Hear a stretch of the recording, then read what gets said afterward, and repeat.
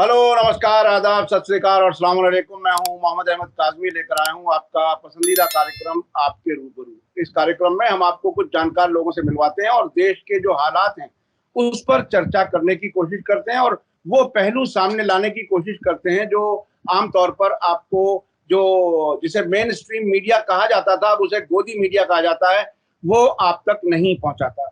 अभी एक नई बहस शुरू कर दी है प्रधानमंत्री नरेंद्र मोदी जी ने। अपोजिशन का जो अलायंस तैयार हुआ, जिसका एब्रीविएशन इंडिया है, जिसका पूरा नाम Indian national democratic inclusive alliance है, उससे ऐसा लगता है कि वो घबराए हुए हैं। और अब उन्होंने ये कह दिया कि इंडियन मुजाहिदीन में भी इंडिया और ईस्ट इंडिया कंपनी में भी इंडिया और पॉपुलर फ्रंट ऑफ इंडिया में भी इंडिया। तो वो एक तरह से एक नेगेटिव इमेज बनाने की कोशिश कर रहे हैं। क्या कुछ है? हमारे साथ आज खास मेहमान हैं जनाब राम पुनियानी जी, जो पेशे से तो मेडिकल बैकग्राउंड से आते हैं, लेकिन वो बहुत ही अहम काम कर रहे हैं सोशल एक्टिविस्ट के तौर पर, राइटर के तौर पर, पब्लिक स्पीकर के तौर पर, और लोगों में बेदारी पैदा कर रहे हैं कि देश के साथ अच्छा हो, देश अच्छा चले, उस कोशिश में एक मजबूत सिपाही के तौर पर राम पुनियानी जी काम कर रहे हैं। राम पुनियानी जी, वेलकम है आपका। मीडिया स्टार वर्ल्ड को आप समय दे देते हैं। आप ये बताइए कि ये इंडिया पर बहस जो शुरू हुई, इसे आप किस तरह से देख रहे हैं? मोदी जी ने कह दिया कि इंडियन मुजाहिदीन भी, हालांकि इंडियन मुजाहिदीन एक कहानी है जिसको मैं शायद आगे आने वाली बातचीत में थोड़ी सी इसको इलेबोरेट करूंगा कि वो भी क्या कहानी थी, लेकिन उन्होंने एक तरह से इंडिया लव्स को उस तरह से भी याद करने की कोशिश की है। इसके क्या मानिए? आरएसएस के बैकग्राउंड के साथ इसका क्या मतलब है? मोदी जी क्या कह रहे हैं? देखिए, पहले तो एक थोड़ा समझ लें कि ये जो अपोजिशन पार्टीज साथ में आई हैं वो एक बहुत चर्चा करके और इस बात के कारण आई है कि पिछले 9 साल में देश के जो हालात हुए हैं वो बद से बदतर हुए हैं। हमारे संविधान के मूल्यों का उल्लंघन हुआ है, लोकतंत्र को मजबूत किया गया है और जो हमारी संस्थाएं हैं उनमें सरकारी घुसपैठ की है, आरएसएस के लोगों की घुसपैठ है और लोगों के हाल बेहाल है। वो नोटबंदी का मामला हो या कोविड लॉकडाउन का मामला हो, इसके कारण सब पार्टियों को साथ में आना पड़ा। और ये जो India national developmental inclusive alliance बना है, उसका एक्रोनिम इतना शानदार है और इतना अपीलिंग है कि उसके नाम से ही ये बीजेपी के लोग डर गए हैं। तो पहले तो उन्होंने ये देखा कि भाई अब ये इंडिया सभी अपोजिशन पार्टी साथ में आ रही है, महत्वपूर्ण अपोजिशन पार्टी, जो खैर, तो उसके जवाब में तो उन्होंने पहले जो पार्टीज को कोई जानता नहीं है, जिनका कोई एमपी नहीं है, जिनका शायद रजिस्ट्रेशन भी नहीं है इलेक्शन कमीशन के साथ, उनको पकड़ के ले आए और 38 पार्टियों को उन्होंने बिठा दिया। अब उनके सामने मुख्य सवाल ये है कि अभी तक तो वो चल रहे थे कि भाई हमारा बीजेपी का शासन है, मोदी जी का इतना बड़ा इमेज है, तो ये अगला इलेक्शन भी हम पार कर लेंगे। पर जिस प्रकार से इंडिया अलायंस सामने आया है, उसने एक बहुत बड़ी चुनौती इनके सामने खड़ी कर दी।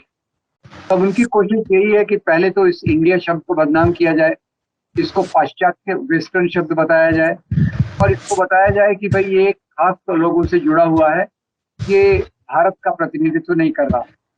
तो इसी के लिए वो east India company, popular front of India, Indian Mujahideen के साथ इसको जोड़ना चाहता है।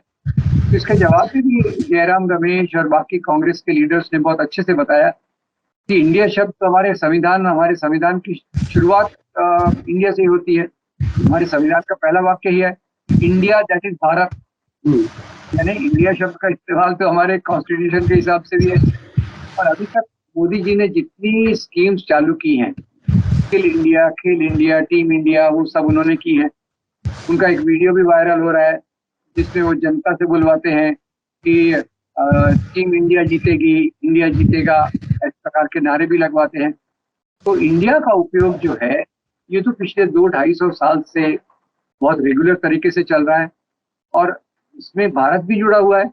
इन्होंने जो नारा रखा उसमें कहा है इंडिया जीतेगा, भारत जीतेगा, इंडिया जीतेगा, भारत। तो ये तो इन्होंने बहुत सावधानी से, बहुत समझदारी से और बहुत परिपक्वता से इस शब्द को सामने रखा है। तो अभी जो डाइकोटॉमी, बाइनरी बनाने की कोशिश की जा रही है, खासतौर से आसाम के मुख्यमंत्री हेमंत बिस्वा शर्मा ने कहा कि भाई हम तो भारत वाले हैं, ये इंडिया शब्द तो अंग्रेजों ने दिया था, हम उससे आइडेंटिफाई नहीं करते। तो उनके पहले ट्वीट में तो वही लिखा था नीचे, हेमंत विश्व Sharma Assam, BJP for India.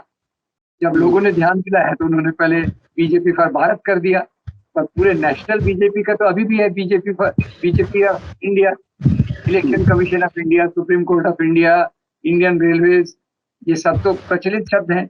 तो ये एक जानबूझकर खींचतान कर किसी भी तरीके से इंडिया शब्द का विरोध करना चाहते हैं, जो मेरे ख्याल से इनकी कोशिश पूरी तौर से नाकामयाब होगी, पूरी तौर से फेल होगी, क्योंकि इंडिया शब्द के लोगों के जहन में घुस गया है।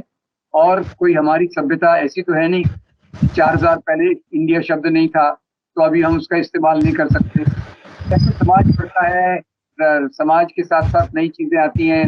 और ये बताइए, ईस्ट इंडिया कंपनी का शासन किसने खत्म किया? वो भी इंडियन से खत्म किया। बहादुर शाह जफर के नेतृत्व से वो लड़ाई चालू हुई, बहादुर शाह नेतृत्व के से वो लड़ाई चालू हुई, फिर इंडियन नेशनल कांग्रेस बनी।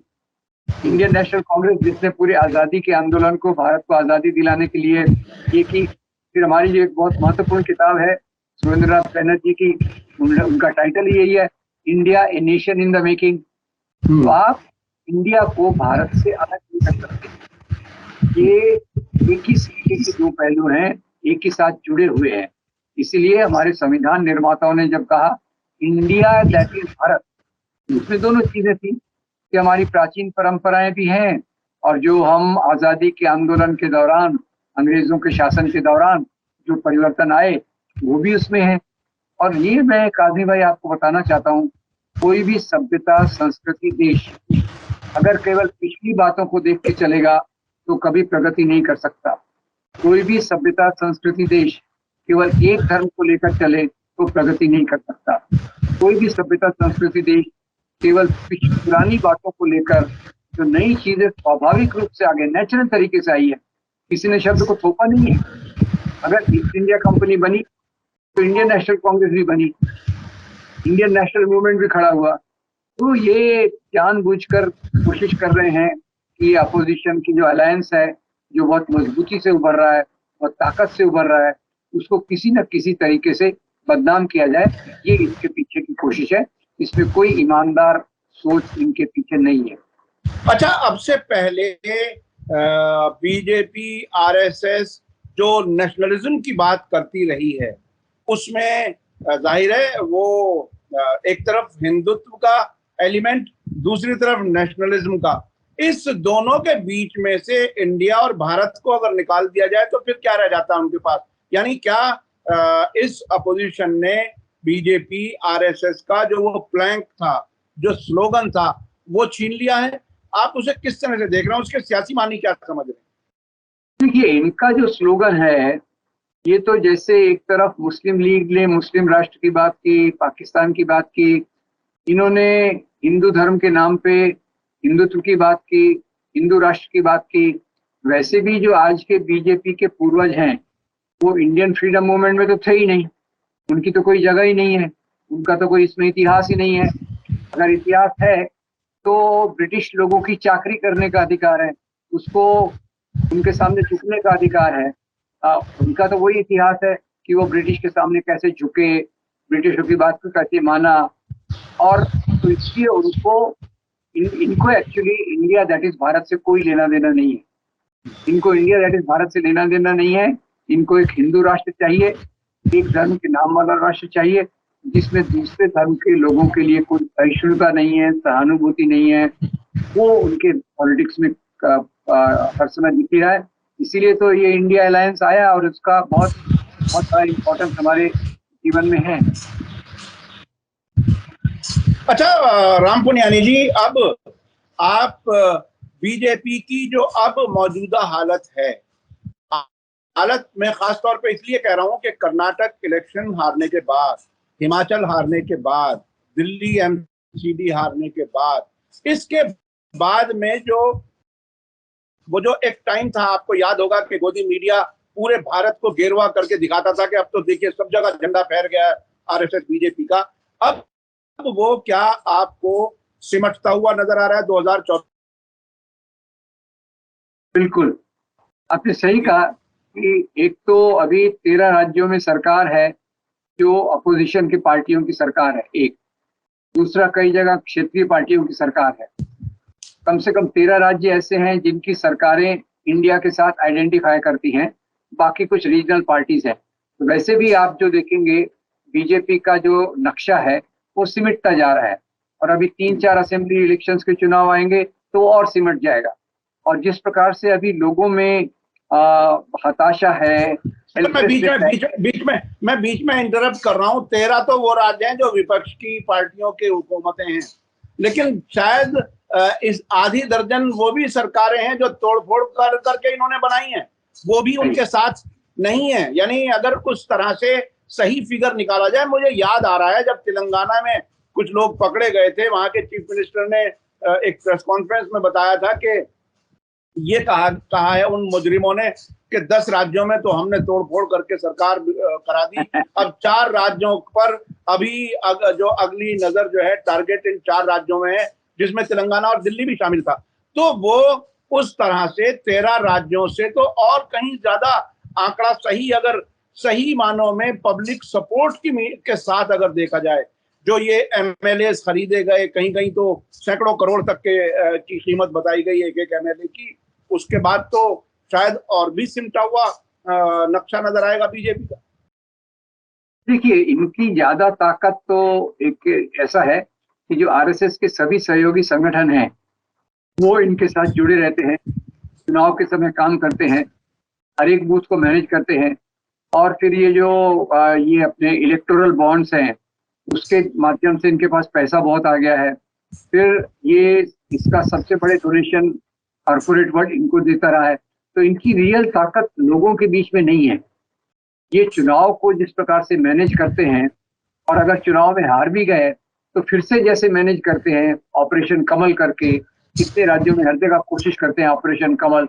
और उसका सबसे बड़ा उदाहरण तो अभी महाराष्ट्र में दिखा कि 3 दिन पहले मोदी जी कहते हैं कि भाई एनसीपी सबसे भ्रष्ट पार्टी है, 70,000 करोड़ का घोटाला किया, और 4 दिन के बाद उसके नेता को अपना डिप्यूटी चीफ मिनिस्टर बना लेते हैं। तो यानी इनकी बातों में कितनी ईमानदारी है वो दिख जाती है। अगर आपके सिद्धांत हैं कि भाई आपको करप्ट लोग नहीं चाहिए, तो फिर आप ऐसे लोगों को अपने साथ क्यों ले रहे हैं? वो कर्नाटक में येडियुरप्पा थे, उसको अमित शाह एक भाषण में बोल गए कि वो सबसे करप्ट आदमी है, फिर से उनके सारे चुनाव लड़ा। तो अभी वो भी कहा जाता है ना, ये वॉशिंग मशीन के रूप में इस्तेमाल किया जा रहा है, क्योंकि ईडी इनके साथ है, सीबीआई इनके साथ है, बाकी संस्थाएं इनके साथ है। तो ये उसका सहारे पे अपनी सत्ता को, चुनाव को जीतने की मशीन बनाना चाहते हैं। मेरे ख्याल से लोगों के बीच में तो बहुत हताशा, निराशा और पीड़ा है जो इसके साथ इन बीजेपी के साथ नहीं जा सकती।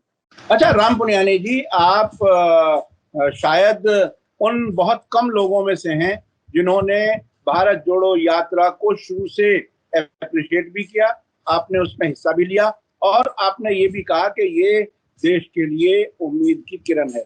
उसके बाद अपोजिशन के लोग इकट्ठा हुए, पटना में इकट्ठा हुए, बेंगलुरु में इकट्ठा हुए, अब महाराष्ट्र की तैयारी है। तो उसको अब जिस तरह से अपोजिशन इकट्ठा होता जा रहा है, आपको क्या उसमें पूरी उम्मीद है? आप उसको कैसे असेस कर रहे हैं? क्या आपके जहन में जो एक खाका था, जो आपके जहन में कुछ मशवरे थे, क्या आपको ऐसा लगता है कि उस लाइन पर ये ठीक ट्रैक पर चल रहे हैं, या कहीं कुछ और कुछ एडजस्टमेंट की जरूरत है? देखिए, वैसे बहुत कुछ करने की जरूरत है, ये बात मैं मानता हूँ। पर ये है, जिस प्रकार से भारत जोड़ो यात्रा के बाद माहौल बदला है, पहली बात तो माहौल बदला है जनता में। अभी तक लगता था कि कोई अपोजिशन आ ही नहीं सकता, अभी लोगों के बीच की एक भावनाएं दिख गई।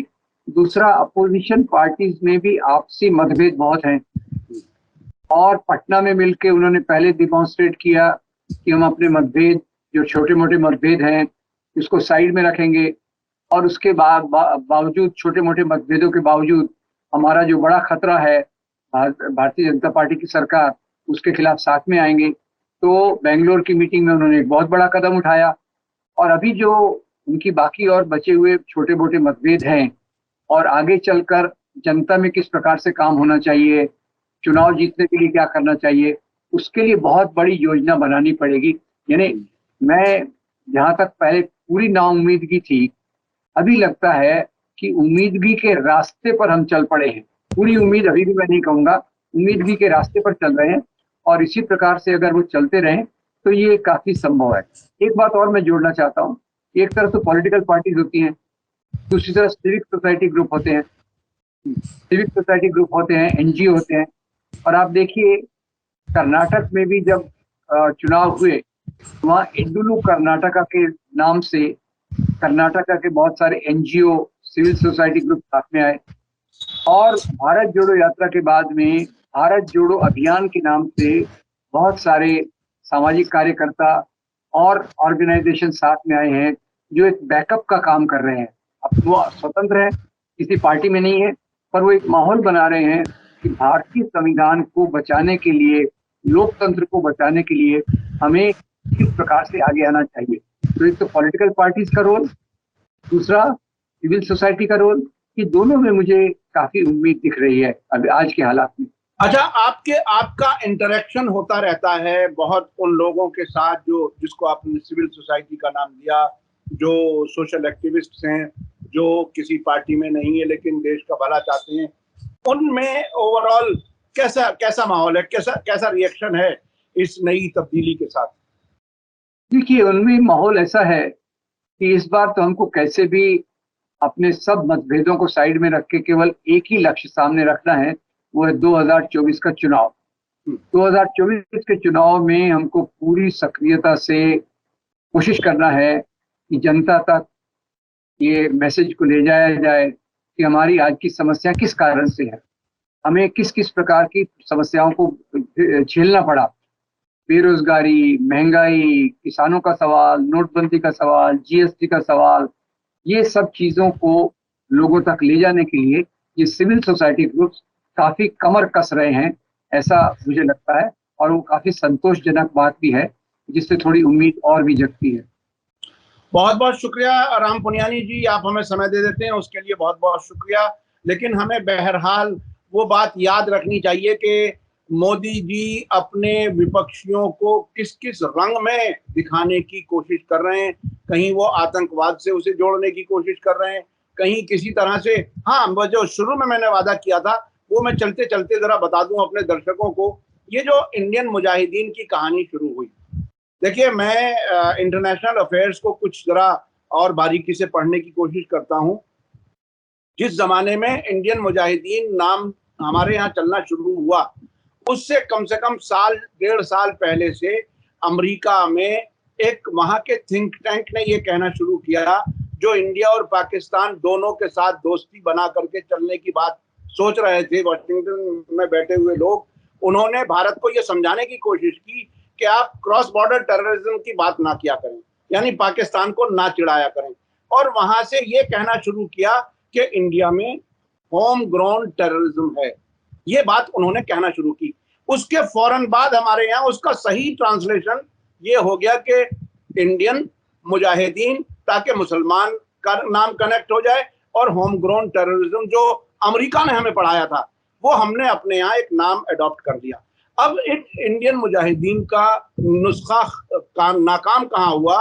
एक स्टेज ये आई कि पार्लियामेंट में एक मेंबर पार्लियामेंट ने सीधा सवाल ये कर दिया सरकार से, होम मिनिस्ट्री से, कि साहब आप हमें इंडियन मुजाहिदीन का एड्रेस बताओ, लोगों के नाम बताओ, वो कौन लोग हैं आखिर, हम जाके तो देखें। उसके बाद हमारी हिंदुस्तान की खुफिया एजेंसियों ने, पुलिस ने इंडियन मुजाहिदीन के नाम पर गिरफ्तारियां बंद कर दी। यानी वो भी नकली कहानी थी जिसका सहारा प्रधानमंत्री ले रहे हैं। ये मैं इसलिए इस बारीकी से चूंकि मैं देखता हूं, समझता हूं, इसलिए दर्शकों को ये बात बताना जरूरी थी। बहुत बहुत शुक्रिया राम पुनियानी जी, आपने हमें समय दिया। इसी के साथ मुझे दीजिए इजाजत। धन्यवाद, शुक्रिया। जय भारत, जय। मीडिया स्टार वर्ल्ड के और वीडियो देखने के लिए हमारे चैनल को सब्सक्राइब करें और सीधे नोटिफिकेशन पाने के लिए बेल आइकन दबाएं। और अगर हमारी खबर सच्ची और अच्छी लगे तो अपने व्हाट्सएप, इंस्टाग्राम, फेसबुक और ट्विटर अकाउंट पर जरूर शेयर करें।